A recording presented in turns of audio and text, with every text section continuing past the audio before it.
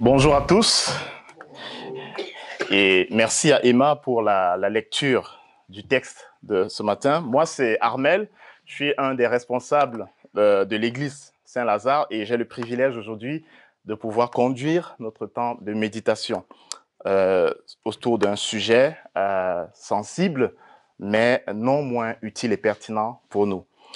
Si vous êtes habitué de nos fréquentations, de nos cultes, vous savez que depuis 3 dimanches, nous avons commencé une série de prédications autour de ce qu'on a appelé l'évangile, c'est-à-dire la bonne nouvelle selon Joseph.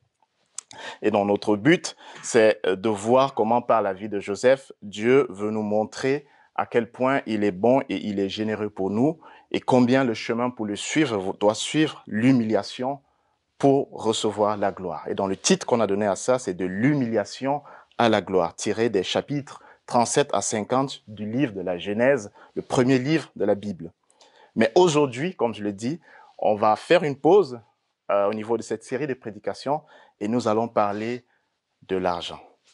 Et avant d'aller plus loin, je nous invite à 2 choses. Gardez ouvertes nos Bibles parce qu'on va parcourir ce que Marc a à nous enseigner aujourd'hui sur l'argent et je vais prier. Prions ensemble.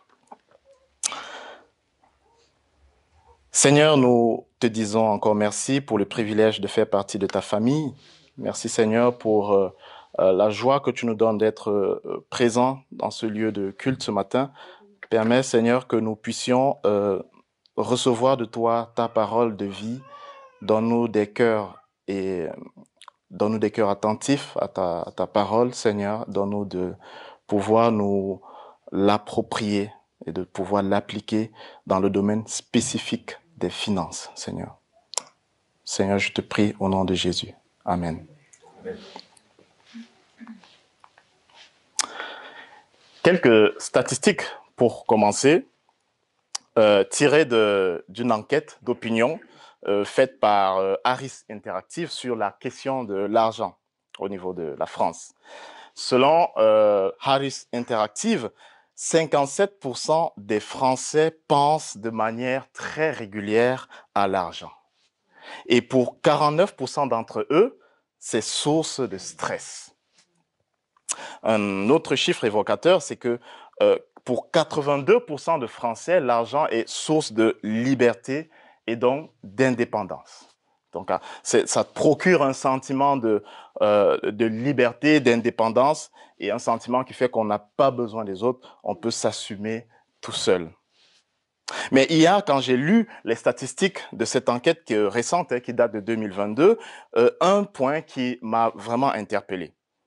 En fait, c'est cette double perception qu'ont les Français envers l'argent et qui paraît vraiment de manière opposée, qui apparaissent de manière opposée. Premièrement, on a 56% des Français qui certes refutent l'idée que l'argent génère à lui seul le bonheur, mais on a une quasi-unanimité, c'est-à-dire 95% qui jugent que l'argent contribue largement au bonheur de l'homme. Donc les Français en général sont d'accord qu'il n'y a pas de bonheur sans argent. Et en même temps, on a 93% des Français qui évoquent que l'argent fait penser à une société de consommation, avec en creux l'idée d'une consommation excessive qui finalement ne mènerait pas au bonheur et qui en fait lui ferait obstacle. Donc on a cette dualité-là où on a à la fois des cœurs qui pensent que l'argent fait le bonheur et à la fois des personnes qui pensent que non, en fait, l'argent, non, ne fait pas le bonheur. L'argent, au contraire, est un obstacle au bonheur. Et je ne sais pas comment est-ce que vous vous positionnez face à ces statistiques-là, quel rapport vous faites personnellement avec l'argent. Est-ce que vous considérez que vous êtes triste quand vous n'en avez pas? Est-ce que vous avez peur quand vous en avez trop? Le moins ce qu'on puisse dire, c'est qu'on cherche en l'argent une forme de sécurité, une forme de stabilité, une forme de bonheur. Parce qu'on a tous droit au bonheur, n'est-ce pas? On a tous besoin de prendre soin de notre famille, on a besoin de prendre soin de notre proche Et il faut être réaliste, c'est le monde dans lequel nous sommes plongés. Il faut arriver à générer des richesses pour avoir un certain confort de vie. Il faut travailler pour gagner de l'argent, pour gagner sa vie. Et l'argent ne nous tombe pas entre les mains, en tout cas rarement. C'est le résultat d'efforts, c'est le résultat de stress, c'est le résultat de patience, d'échecs. Mais au bout du compte, ça vaut le coup. Et donc, il y a une certaine vertu à travailler dur pour gagner honnêtement sa vie. C'est louable de pouvoir travailler, de pouvoir rechercher, gagner de l'argent pour pouvoir prendre soin de sa famille. Mais si on dit ça, alors quel peut être le souci dans cette dynamique-là? Moi, j'en vois deux, et peut-être même trois. Le premier, c'est en lien avec les statistiques que je viens d'évoquer tantôt. Le stress que l'argent génère, ou alors le stress dû au fait qu'on doit chercher à gagner de l'argent encore et encore. C'est un problème. Si on cherche le bonheur et que pour l'avoir, il faut qu'on soit triste, il faut qu'on soit frustré, il faut qu'on soit tout le temps angoissé, alors il y a peut-être un problème, n'est-ce pas? Un autre problème, c'est peut-être lié au caractère temporaire de ces richesses-là. C'est-à-dire que très souvent, on peut chercher à gagner de l'argent, générer des richesses, mais on bute très vite sur la réalité qui fait qu'on doit s'en séparer d'une manière ou d'une autre. Parce que notre vie en société est marquée par la mort, par la finitude. Toute chose a un début et une fin. Et en générant les richesses, on croit pouvoir y être plongé, y être attaché longtemps, mais très souvent, la mort nous rattrape. Et on peut générer un héritage pour nos enfants, et peut-être parfois nos enfants n'arrivent pas à vivre assez longtemps pour jouir du travail de nos efforts. Le caractère temporaire de ces richesses-là. Et c'est fait que ça voile finalement notre perception du bonheur en lien avec l'argent, n'est-ce pas? Finalement, chercher l'argent, être frustré pour pouvoir générer de l'argent, avoir une stabilité, est-ce que ça vaut vraiment le coup? Est-ce que ça vaut vraiment le coup d'investir tout notre être pour quelque chose qui ne dure pas? Dieu, à travers la Bible, nous parle d'une autre réalité, beaucoup plus grande, en lien avec les richesses, en lien avec la perception du bonheur.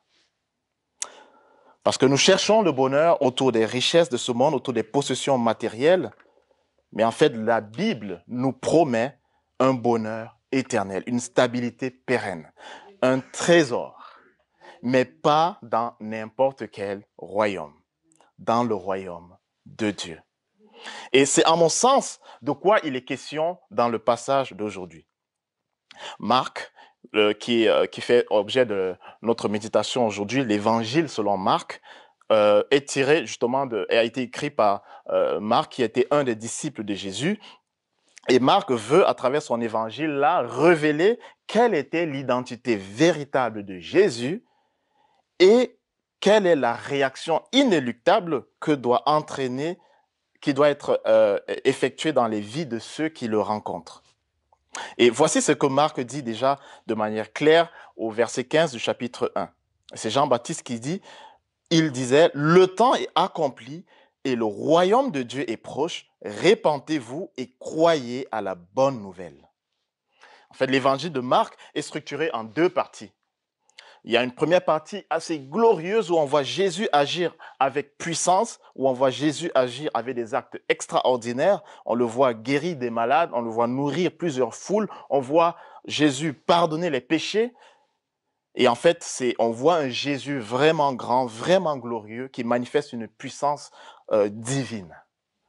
Et ensuite, à partir du verset 27 du chapitre 8, on voit une seconde partie qui commence là. Et c'est Jésus qui se dirige vers Jérusalem et qui aborde la question de sa mort à ses disciples. Et nous sommes clairement dans cette phase-là de l'évangile de Marc. Jésus va parler de sa mort, il va parler du jugement qui arrive, mais les disciples ne vont pas comprendre. Si vous tournez avec moi quelques pages avant, on peut lire au chapitre 8, les versets 31, une conversation que Jésus a avec ses disciples à ce propos. Et c'est Jésus qui parle au verset 31. Il commença alors à leur apprendre qu'il fallait que le Fils de l'homme souffre beaucoup, qu'il soit rejeté par les anciens, par les principaux sacrificateurs et par les scribes, qu'il soit mis à mort et qu'il ressuscite 3 jours après. Il disait ces paroles ouvertement. Et donc voilà Jésus qui dit que je vais mourir, je vais souffrir et je vais ressusciter. Il parle de sa mort. Lui, le grand Dieu, le grand prophète. Et regardez comment Pierre réagit juste après. Et Pierre le prit à part et se mit à lui faire des reproches.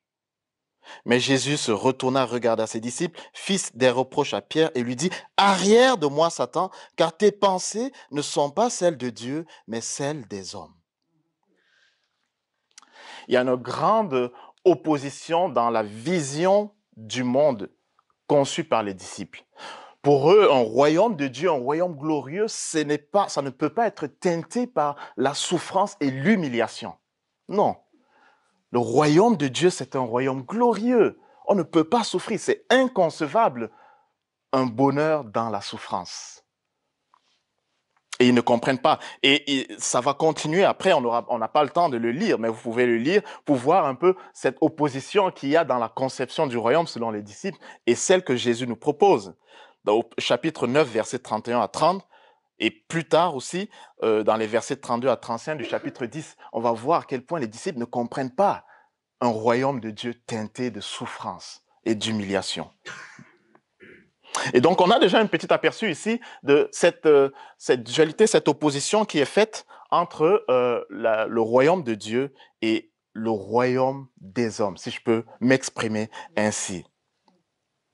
Et c'est dans ce contexte-là que Jésus, dans les versets juste avant ceux qu'on va aborder aujourd'hui, accueille les enfants face à l'opposition que ces derniers réservent aux enfants qui veulent venir à Jésus. Quand on lit juste avant, en Marc chapitre 10, les versets 14, on dit Jésus, en le voyant, donc en voyant à quel point les disciples refusent aux enfants de rencontrer Jésus, ce dernier est indigné. Jésus, en le voyant, fut indigné et leur dit, « Laissez venir à moi les petits-enfants et ne les en empêchez pas, car le royaume de Dieu est pour leur pareil. » Le royaume de Dieu est pour les enfants, les personnes faibles, les personnes dépendantes, et pas des personnes suffisantes, des personnes qui pensent être déjà déjà arrivées, des personnes peut-être riches. Et nous sommes donc clairement dans ce contexte-là, au moment où Marc nous parle de cet homme riche. Et peut-être qu'un des messages que Marc veut véhiculer à travers ces versets, c'est peut-être de nous faire comprendre que Dieu a un trésor dans son royaume. Dieu a une autre conception du royaume pour lequel l'accès est déterminé par d'autres facteurs que des facteurs humains. Parce que quand on pense, nous, royaume, qu'est-ce qu'on pense? On pense clairement comme ses disciples, n'est-ce pas? On pense gloire, on pense règne. On ne voit pas la finitude, on ne voit pas le besoin. Et peut-être que Jésus veut nous enseigner aujourd'hui autre chose, d'autres clés d'accès à son royaume. Et c'est en droit de lien avec l'argent, avec nos possessions. C'est Dieu qui a un trésor dans son royaume. Et comme nous allons le voir, ce trésor-là dans le royaume de Dieu, il est pour les pauvres.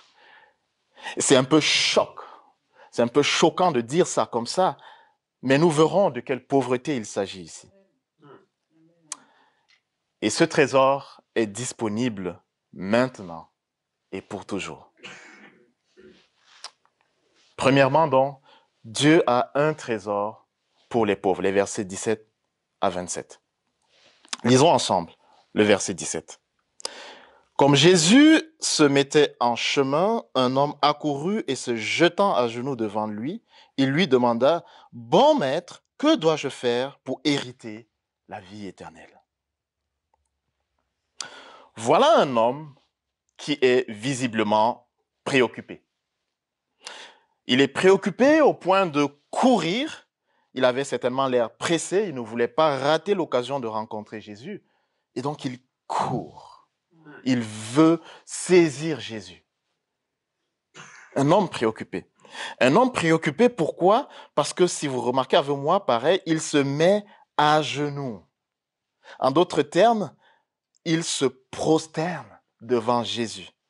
Il reconnaît que seul Jésus peut avoir la solution à son problème. Alors, il doit certainement avoir un grand problème, n'est-ce pas? Et c'est quoi son problème?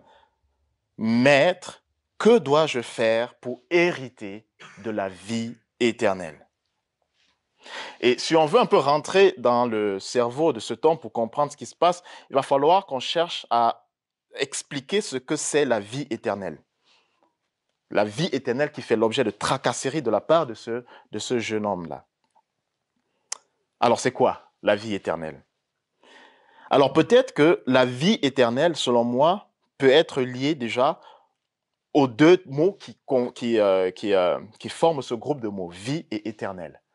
C'est-à-dire ce sentiment de vouloir vivre éternel. Parce qu'au fond, de vouloir vivre éternellement. Parce qu'au fond de nous, on a soif de vie, n'est-ce pas?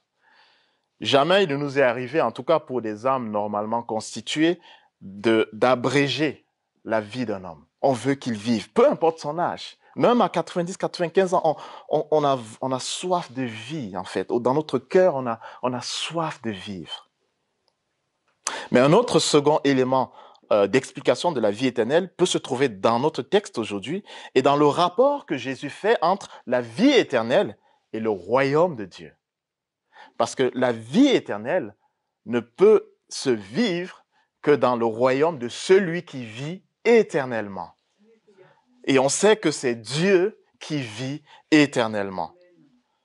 Et donc Jésus fait déjà un parallèle, et on aura l'occasion de le voir au verset 23 et 25, entre la vie éternelle et le royaume de Dieu. Mais on a aussi d'autres éléments d'explication de ce que c'est la vie éternelle. C'est-à-dire que pas seulement une forme de vie auprès de Dieu, mais un autre élément, c'est celle que Jean, un autre apôtre, un autre disciple de Jésus, fait dans sa lettre qu'il a écrite, la première lettre qu'il a écrite au chapitre 5, les versets 12 à 13. Celui qui a le Fils a la vie. Celui qui n'a pas le Fils de Dieu n'a pas la vie. Cela, je vous l'ai écrit afin que vous sachiez que vous avez la vie éternelle, vous qui croyez au nom du Fils de Dieu. Donc, il y a aussi cette idée de vivre dans le royaume de Dieu, mais de vivre dans le royaume de Dieu en croyant que Jésus est le Fils de Dieu. La vie éternelle, la vie auprès de Dieu. Voilà ce qui tracasse ce jeune homme-là. Il a a priori très vite capté que l'enjeu principal de notre vie sur Terre, c'est de cibler la vie éternelle. Il a très vite capté que le royaume de Dieu doit faire partie de ses priorités. Et la réponse de Jésus, juste après, est assez naturelle, n'est-ce pas? On voit premièrement que Jésus répond en deux temps. Premièrement, Jésus lui dit d'abord, « Pourquoi m'appelles-tu bon? Personne n'est bon si ce n'est Dieu seul. » Verset 18. Alors pourquoi Jésus répond comme ça? Pourquoi il lui dit ça? Mais en fait, c'est tout simple, c'est que Jésus veut placer le cadre dans lequel il va répondre dans des versets juste après. Parce qu'il faut savoir que Jésus avait déjà une renommée, en fait. Quand on lit l'évangile de Marc, on voit, je l'ai dit avant, Jésus avait déjà fait des actes de prodiges, des actes extraordinaires. Et donc Jésus est connu dans la région comme quelqu'un d'important, quelqu'un qui fait un prophète, etc. Et donc quand il vient, il dit, tiens, il y a un prophète, quelqu'un qui parle de la part de Dieu, mais je veux lui parler, peut-être qu'il va me dire des trucs intéressants pour que je puisse entrer dans le royaume de Dieu. Mais en fait, Jésus lui dit, attention à tes pensées. Attention à bien calibrer tes pensées, tes intentions sur la seule personne de Dieu. Et donc, c'est dans ce sens que Jésus lui dit, personne n'est bon si ce n'est Dieu seul. Donc, quand tu viens à moi, tu viens à Dieu. Et c'est sérieux, ce que je vais dire juste après. Verset 19. Disons ensemble. Tu connais les commandements, Ne commets pas de meurtre, ne commets pas d'adultère, ne commets pas de vol, ne dis pas de faux témoignages, ne fais de tort à personne, honore ton père et ta mère. Jésus cite les commandements que Moïse avait ordonnés aux Israélites après que l'Éternel les ait fait sortir d'Égypte après 4 siècles d'esclavage. En effet, Dieu avait donné aux Israélites des lois qui étaient le socle de l'alliance qu'il a conclue avec eux. Ces commandements-là, ces lois, on les retrouve aussi dans le livre d'Exode, au chapitre 20, les versets 2 à 17. Et je vais lire pour nous. Exode 20, versets 2 à 17. Je suis l'Éternel ton Dieu, c'est moi qui t'ai fait sortir d'Égypte où tu étais esclave. Tu n'adoreras pas d'autre Dieu que moi. Premier commandement. Tu ne te fabriqueras aucune idole, aucune représentation de ce qui est dans les cieux, sur la terre ou dans l'eau, sous la terre. Tu ne te prosterneras pas devant les statues de ce genre, tu ne les adoreras pas. En effet, je suis le Seigneur ton Dieu, un Dieu exclusif. Je punis la faute de ceux qui me détestent. J'interviens contre eux et leurs descendants jusqu'à la 3e ou la 4e génération. Mais je traite avec bonté pendant 1000 générations ceux qui m'aiment et obéissent à mes commandements. 2e commandement. Tu ne prononceras pas mon nom de manière abusive, car moi, le Seigneur ton Dieu, je tiens pour coupable celui qui agit ainsi. 3e commandement. Souviens-toi du jour du sabbat pour me le réserver. Tu as 6 jours pour travailler et faire tout ton ouvrage. Le 7e jour, c'est le sabbat qui m'est réservé, à moi, le Seigneur ton Dieu. Tu ne feras aucun travail ce jour-là, ni toi, ni ton fils, ni ta fille, ni tes serviteurs ou servants, ni ton bétail, ni l'immigré qui réside chez toi. Car en 6 jours, j'ai créé les cieux, la terre, la mer et tout ce qui contiennent, puis je me suis reposé le 7e jour. C'est pourquoi moi, le Seigneur, j'ai béni le jour du sabbat et je veux qu'il me soit réservé. 4e commandement. Respecte ton père et ta mère afin de jouir d'une longue vie dans le pays que moi, le Seigneur, ton Dieu, je te donne. 5e commandement. Tu ne commettras pas de meurtre, 6e. Tu ne commettras pas d'adultère, 7e. Tu ne commettras pas de vol, 8e. Tu ne prononceras pas de faux témoignages contre ton prochain, 9e. Tu ne commettras rien de ce qui appartient à ton prochain. Tu ne convoiteras rien de ce qui appartient à ton prochain, ni sa maison, ni sa femme, ni son serviteur, ni sa servante, ni son bœuf, ni son âne. 10e commandement. Qu'est-ce qu'on remarque ici? Eh bien, on remarque en fait que Jésus n'a repris que 6 des 10 commandements. N'est-ce pas? Parce que Jésus dit, ne pas commettre de meurtre, ne pas commettre d'adultère, ne pas commettre de vol, ne pas commettre de faux témoignages, ne pas faire de tort à personne, honorer son père et sa mère. Là, on en a 6 sur les 10. Et deuxième remarque qu'on fait, c'est que tous ces commandements-là que Jésus reprend ici, dans la première réponse qu'il donne à ce disciple, sont liés à la relation qu'on a avec les hommes, avec autrui. Le tort qu'on doit faire à autrui.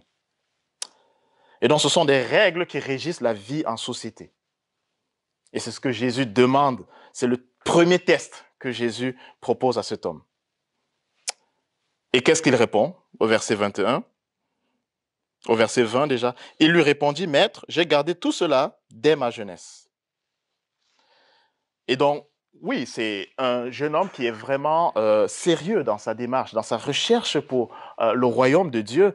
C'est dès la jeunesse, il a observé tous les commandements de l'Éternel. Et il veut la vie éternelle. Et en fait, il a coché jusqu'ici toutes les clés, toutes les conditions qu'il faut pour entrer dans le royaume. Et c'est pour ça que la réaction de Jésus est normale. Au début du verset 21, vous le remarquez avec moi, Jésus l'ayant regardé, l'aima. Jésus a compassion de cet homme. Jésus veut que cet homme entre dans son royaume à lui.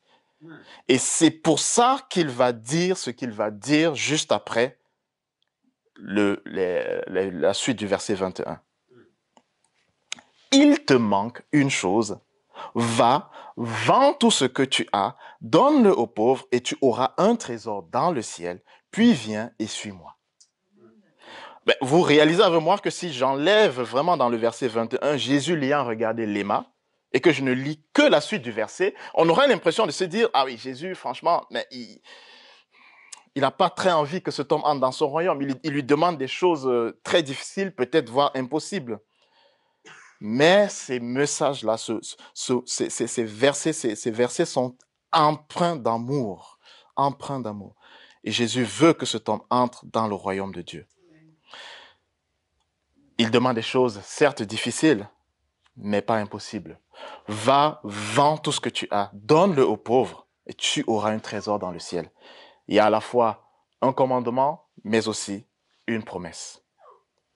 Et normalement, on s'attendrait à ce que ce jeune homme-là tressaille de joie et dit, oui, enfin, j'ai eu la clé pour entrer dans le royaume de Dieu. Mais ici intervient un des premiers chocs de cette partie, verset 22. Mais lui s'assombrit à ces paroles et s'en alla tout triste, car il avait de grands biens. Comment comprendre ça, les amis? Comment comprendre qu'un homme si préoccupé comme lui, qui a quasiment tout compris, et pour lequel le simple fait de se détourner de ses richesses pour suivre Jésus génère en lui la même tristesse, sinon plus, le même sentiment, peut-être pire, qu'il avait avant de rencontrer Jésus. La tristesse. Comme on a eu à le souligner, Jésus n'a cité dans sa première réponse que 6 des 10 commandements qu'il a donnés, que Dieu a donné aux Israélites. Et la question qu'on peut se poser, c'est pourquoi Jésus ne cite pas les 4 autres, en fait? Que contiennent les 4 autres commandements? En fait, on voit que si on retourne dans le livre d'Exode, chapitre 20, les versets 2 à 11, verset 3, « Tu n'adoreras pas d'autre Dieu que moi. » Premier commandement, verset 5 sur le verset 5 sur le deuxième commandement, « Je suis le Seigneur ton Dieu. » Verset 7 au niveau du troisième commandement, « Car moi le Seigneur ton Dieu. » Et enfin, verset 11 pour le quatrième commandement, plus au verset 10, « Le 7e jour, c'est le sabbat qui m'est réservé, à moi le Seigneur ton Dieu. » Au niveau du 4e commandement. Et donc, on voit ici que les 4 autres commandements, les 4 autres lois parlent du rapport que nous devons avoir envers Dieu et pointent finalement ce qui fait l'objet de notre adoration, ou beaucoup plus précisément, ce qui devrait faire l'objet de notre adoration. Qu'est-ce qui occupe la place dans notre cœur? Et on voit que c'est Dieu qui, de manière ultime, doit occuper la place première dans notre cœur. Mais Jésus ne le cite pas directement. Vous avez remarqué avec moi, Jésus ne dit pas à ce jeune homme, tiens, il y a 6 commandements que tu dois observer et il y a aussi 4 autres commandements que tu dois observer. Est-ce que tu as observé ces 10 commandements? Non, il ne dit pas ça. Il dit, il y a 6 commandements et plus tard, il lui dit, va, vends tout ce que tu as et viens, suis-moi. Pourquoi? À mon avis, parce que supposons qu'il posait la question sur les 10 commandements. À votre avis, comment aurait réagi le jeune homme? Il aurait dit, oui, j'adore Dieu. Facile, n'est-ce pas? Est-ce que tu adores Dieu? Oui, j'adore Dieu. C'est la même réponse qu'il aurait certainement répondu juste après. Mais Jésus, de manière pédagogue, de manière super intelligente, va lui brandir les 4 autres commandements d'une autre façon. En fait, il faut bien lire dans la réponse que Jésus lui donne. Là, il te manque une chose, va, vends tout ce que tu as, donne-le aux pauvres et tu auras un trésor dans le ciel, puis viens et suis-moi. En fait, dans ces versets-là, Jésus est en train de lui dire, est-ce que tu as obéi aux 4 autres commandements? Traduit autrement, s'il faut que je m'exprime ainsi. Et c'est un bon enseignement pour nous, n'est-ce pas? Comment savoir que j'adore vraiment Dieu? Qu'est-ce qui occupe la place première dans mon cœur? Et il ne faut pas être devin pour chercher ce qui occupe la place première dans nos cœurs et dans nos vies. Il faut aller regarder dans ce qui fait l'objet de nos préoccupations, de nos espoirs, de notre espérance.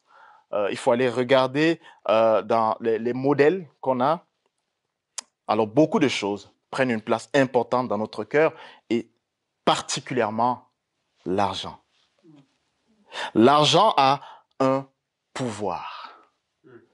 Ne négligeons jamais l'autorité et le pouvoir séducteur qu'ont l'argent et les attraits des richesses pour chaque homme. et pas que pour les riches. Et c'est pour ça que Jésus brandit ce qui, pour le cas de cet homme, fait l'objet de son adoration à lui. Il est très attaché à ses richesses. Il ne peut s'en séparer. Et les richesses ont une grande autorité sur lui. Les richesses le poussent à tourner le dos à Jésus et à partir triste. Les richesses le tiennent entre les mains. Les richesses tiennent son cœur. Tous ces grands biens tiennent son cœur et le détournent du royaume pour lequel il aspire tant. Le détournent du bonheur pour lequel il aspire tant. Jésus, à travers ce passage-là, veut certainement opposer le royaume de Dieu et le royaume des richesses, n'est-ce pas? Et il va aller plus loin. Au verset 23, lisons ensemble. Jésus, regardant autour de lui, dit à ses disciples qu'il est difficile à ceux qui ont des biens d'entrer dans le royaume de Dieu. Et plus loin, il va dire, il est plus facile au verset 25 à un chameau de passer par le trou de l'aiguille qu'à un riche d'entrer dans le royaume de Dieu. L'autorité, la force séductrice. Moi, je l'ai comparé pendant que je préparais ce texte à la force de la pesanteur. Avez-vous déjà essayé de vous envoler? Vous êtes retenus, on est tous retenus sur cette terre par une force qui nous dépasse. Là est le danger de l'attrait aux richesses. C'est une force qui nous tient sur terre et qui nous empêche de rechercher, de viser le bonheur éternel pour lequel nous aspirons. Et donc c'est pour ça qu'il peut en prendre des images telles que le chameau rentrer dans le trou d'une aiguille. Le chameau ne peut pas entrer dans le trou d'une aiguille, vous l'avez remarqué. C'est difficile, c'est même impossible. Et donc oui, il est impossible d'entrer dans le royaume de Dieu chargé de ses richesses. Tout comme il est impossible à un chameau d'entrer par le trou d'une aiguille. Et Jésus prend cette image dure pour nous montrer clairement combien, oui, c'est très dur de pouvoir compter, laisser les richesses déterminer les clés d'accès au royaume de Dieu. Et Jésus peut sembler sévère ici, n'est-ce pas, quand il s'attaque comme ça de manière frontale aux hommes riches. Mais il reconnaît, il sait les dangers qu'il y a de pouvoir compter sur nos richesses éphémères. Mais là, on arrive du coup au deuxième choc de ce passage, la stupéfaction des disciples. Ces derniers sont choqués, vous l'avez remarqué avec moi, hein, au verset 24. Les disciples étaient stupéfaits par les paroles. Ils sont choqués. Et qu'est-ce qui fait que les disciples soient choqués? C'est parce que, au fond, à l'époque, on pensait qu'avoir de la richesse était un signe de bénédiction de Dieu. Avoir de la richesse était un signe qu'on a la faveur de Dieu. Et donc, quand on voit un homme comme ça, qui coche déjà toutes les différentes lois de l'Éternel, on voit un homme qui est béni matériellement, et Jésus lui dit, en fait, ce n'est pas ton statut actuel qui va déterminer ton accès au royaume. Alors, ils ne comprennent pas. Ils sont choqués, ils sont étonnés. Comment c'est possible? Comment est-ce que le premier de la classe ne peut pas entrer dans le royaume de Dieu? C'est très difficile pour eux de comprendre ça. Mais Jésus n'accueille pas dans son royaume des personnes qui déterminent par leur accomplissement religieux ou même par leur réussite financière les conditions d'accès à la vie éternelle. Le trésor que Dieu veut nous donner, c'est une grâce. Le trésor que Dieu veut donner à tout homme, doit être précédé d'une attitude de dépendance de cœur totale à Dieu. Le trésor que Dieu veut donner est réservé à un enfant. Il est réservé à un pauvre. Il est réservé à des personnes qui sont misérables, qui comprennent, de riches qu'ils sont matériellement, leur pauvreté spirituelle, qui comprennent que l'accès au bonheur éternel qu'ils cherchent ne peut pas se trouver au sein de leur possession actuelle. Oui, l'étonnement des disciples est peut-être compréhensible pour l'époque et même pour nous aujourd'hui. Mais en fait, c'est vers Dieu qu'il faut fixer nos regards. L'accès auprès de Dieu doit se faire en fixant les regards auprès de celui qui détermine de manière ultime les clés d'accès chez lui. Et c'est pour ça que Dieu va dire, pour rassurer un peu les disciples, au verset 27, Jésus les regarda et dit, « Cela est impossible aux hommes, mais non à Dieu, car tout est possible à Dieu. » Une réponse à la question des disciples, qui peut être sauvé? Parce que quand ils regardent cet homme qui part comme ça, ils se posent la question, alors comment on fait? Qui peut être sauvé? Alors oui, c'est impossible aux hommes, mais à Dieu, c'est possible. Alors avec ça, on a une promesse. La promesse d'un trésor pour tout homme, au final. La promesse de la vie éternelle qui est ce trésor-là, l'accès auprès du royaume de Dieu, il est accessible à tous et pas qu'aux riches. Mais il y a une condition, c'est celle de se sentir pauvre. C'est celle de ne pas venir à Dieu chargé de nos richesses, chargé de notre argent, de notre possession. C'est celle de résister au pouvoir séducteur de la richesse de ce monde. Dieu a un trésor au ciel et il est disponible pour les pauvres et il est disponible aujourd'hui et pour toujours. C'est le titre de la deuxième partie de notre texte. Dieu a un trésor au ciel disponible aujourd'hui et pour toujours. Les versets 28 à 31. Une fois le jeune homme parti, il y a cette petite discussion que nous voyons entre Pierre et Jésus, en présence des autres disciples, bien sûr. On remarque au verset 28 que Pierre est toujours dans l'incompréhension face à ce qui vient de se passer. Puisque les marqueurs qui déterminaient la faveur de Dieu viennent d'être brisés, il veut être sûr que lui au moins et ses frères ne font pas fausse route. Parce que si même le premier de la classe a été exclu, est-ce que au moins les derniers de la classe pourraient entrer? Verset 28. Lisons ensemble. Pierre se mit à lui dire, « Voici que nous avons tout quitté et que nous t'avons suivi. » Il veut être sûr. Seigneur, rassure-nous. Sommes-nous sur le bon chemin? Et Jésus le rassure, encore une fois, en donnant une promesse. La promesse d'une vie en abondance qui commence ici, mais qui se termine dans la vie éternelle.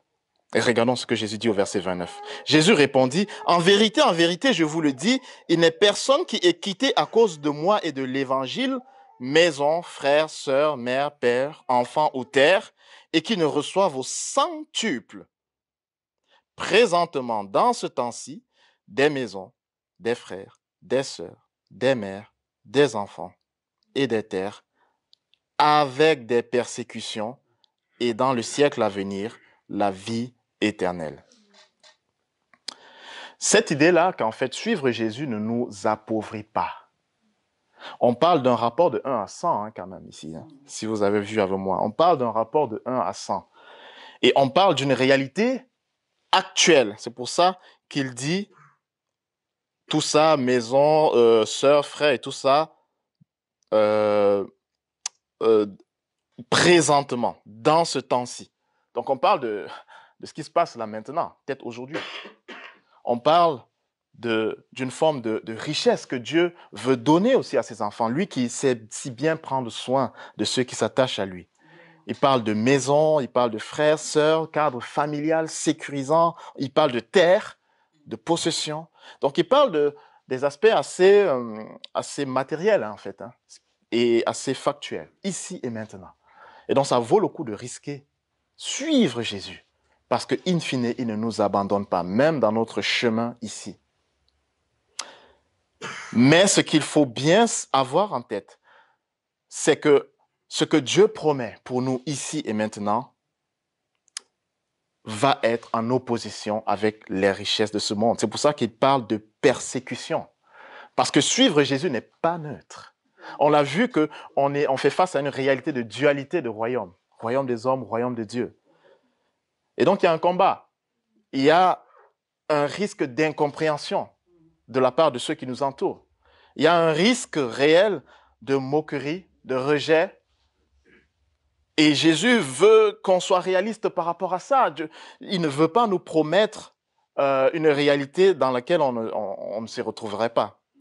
Alors, oui, il sécurise tout quand on le suit, mais il nous met en garde sur le fait que tout ce qu'on a aujourd'hui et sera sujet à persécution, mais il y a la clé à la fin, la vie éternelle. Amen. C'est-à-dire que nous commençons notre cheminement auprès de Dieu parce que nous connaissons la fin de l'histoire. Dieu nous fait une promesse, et cette promesse est notre sécurité, celle de nous donner la vie éternelle, le bonheur tant recherché par notre cœur. Ce bonheur-là qui est très souvent, qui fait souvent objet de tiraillement, parce qu'à côté, les richesses de ce monde nous promettent un bonheur aussi, mais une séduction qui est, comme on l'a vu dès le départ, temporaire, qui au final ne nous apporte pas la satisfaction que nous voulons, qui est génératrice de stress, de frustration et parfois de discorde dans nos relations sociales et même de mort. Jésus, qui est le modèle parfait, veut nous proposer la vie éternelle, veut nous donner la vie éternelle. L'apôtre Paul, au chapitre 8 du verset 9, nous dit « Car vous connaissez la grâce de notre Seigneur Jésus-Christ, qui pour vous s'est fait pauvre de riche qu'il était, afin que par sa pauvreté, vous soyez enrichis. » Voilà un modèle parfait de quelqu'un qui était riche avant et qui a tout laissé afin que nous soyons riches à travers lui. C'est lui le modèle parfait, c'est lui qu'il faut suivre. Jésus, pendant que Marc écrit son récit, il est sur le chemin de Jérusalem. Il s'apprête à aller mourir pour donner sa vie afin de sauver un plus grand nombre, afin de donner les clés d'accès à la vie éternelle. C'est auprès de Dieu qu'il faut trouver le vrai bonheur. C'est auprès de Jésus qu'on doit trouver les clés d'accès au royaume. Et on vient à Jésus le cœur misérable. On vient à Jésus le cœur meurtri, le cœur humilié, pour recevoir de lui la richesse qu'il veut pour nous. Deux pistes qui pointent sur les aspects pratiques de ce texte pour nous aujourd'hui. Premièrement, qu'est-ce que ce texte ne dit pas? Ce texte n'est pas un procès contre les riches. Ce texte n'est pas en train de dire que Dieu n'aime pas les riches. Mais en fait, si je reconnais que tout ce que j'ai appartient à Dieu et existe pour sa gloire, alors je suis libre de chercher le maximum d'argent possible, n'est-ce pas? C'est-à-dire que je suis libre de pouvoir générer le maximum des richesses pour que cela contribue à la gloire de Dieu. Et en même temps, je suis libre de me dire, en fait, même si je génère les richesses et que demain tout disparaît, en fait, je suis tranquille parce que ça ne m'appartenait pas. Et donc, ce texte n'est pas un procès contre les riches. Non. Dieu veut que nous puissions exceller dans notre travail, que nous puissions lancer des business, bâtir des entreprises, pouvoir acheter peut-être des maisons, mais avoir des possessions dans ce monde pour la gloire de Dieu, qui vont servir la gloire de Dieu et pour lesquels nos cœurs ne sont pas du tout attachés. Le deuxième point de ce que ce texte ne dit pas, c'est que ce texte ne dit pas que nous séparer de nos richesses ici va nous donner un bonheur ultime ici et maintenant. Ce n'est pas un moyen d'échange. Ok, Seigneur, je te donne ça et j'attends à ce que tu me bénisses en retour. Non. Ce n'est pas comme ça que ça marche. C'est Dieu qui a, comme on l'a dit plus tôt, les clés d'accès au royaume. Tout est grâce ultime. Et donc, quand nous nous présentons devant Dieu, même avec nos possessions, nous réalisons qu'en fait, on n'a rien. Et nous comptons sur sa grâce jour après jour. Et cela nous libère pour nous détacher des attraits trompeurs des richesses de ce monde. Et donc, ce texte n'est pas une manière de nous promettre des richesses en échange des richesses temporaires que Dieu nous donne. Non. Par contre, qu'est-ce que ce texte dit? Ce texte parle de richesse et de royaume. Il pointe sur notre cœur, sur ce qui fait l'objet de nos affections les plus profondes. Nous avons deux maîtres en face de nous. Nous avons deux royaumes devant nous. Et il nous faut faire un choix et faire face joyeusement aux conséquences de ces choix. Alors, quelle action concrète puis-je prendre pour pouvoir gérer mon argent de manière sage en ayant les bonnes priorités et dans un sens qui honore Dieu? As-tu vraiment besoin de cette troisième maison au bord de la plage que tu veux t'acheter là? As-tu vraiment besoin de ce iPhone 15 maintenant, tout de suite? La prime de cette année que tu vises, quelle part tu anticipes mettre pour le service de l'annonce de l'Évangile? Comment, avec ton salaire, tu peux vivre sobrement pour que tes ressources puissent bénéficier au plus grand nombre, etc. En fait, ce texte pointe clairement comment l'utilisation de notre argent rend compte de notre attachement ou de notre détachement face aux richesses de ce monde. Alors pensons et réfléchissons de manière sage avec ce que Dieu nous propose dans son enseignement et voyons à quel point nous avons besoin de nous engager. Un autre moyen peut être aussi d'être partenaire d'une église comme Saint-Lazare ou d'une autre, mais de manière stable et fidèle. Dieu a toujours été bon pour les hommes, depuis le début. On le voit depuis le livre de la Genèse où il crée un jardin magnifique, où tout est beau et où il demande à l'homme de gérer. Et on voit aussi que Dieu a été bon, même dans ce texte, on le voit à travers le regard de Jésus sur cet homme-là, dont le trésor qu'il nous donne est notre sécurité, notre paix. La vie éternelle pour laquelle nous aspirons vaut le coup qu'on se débarrasse de nos richesses et qu'on court vers le bonheur que lui nous propose. J'ai tenu, c'est ce que Martin Luther dit, pour finir, j'ai tenu beaucoup de choses dans les mains et je les ai toutes perdues. Mais je possède encore tout ce que j'ai placé entre les mains de Dieu. Amen. Qu'allez-vous placer entre les mains de Dieu? Allez-vous mettre tout votre argent entre les mains de Dieu afin de trouver en lui le vrai bonheur et la vraie richesse? Je nous propose de prier.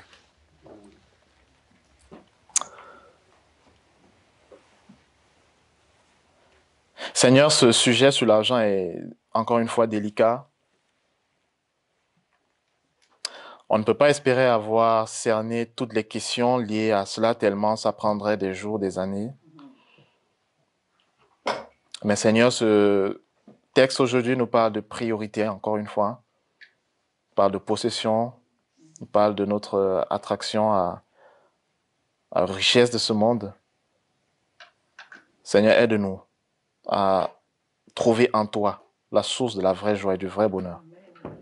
Et aide-nous à être riches en toi. C'est la prière que je te demande au nom de Jésus. Amen. Amen.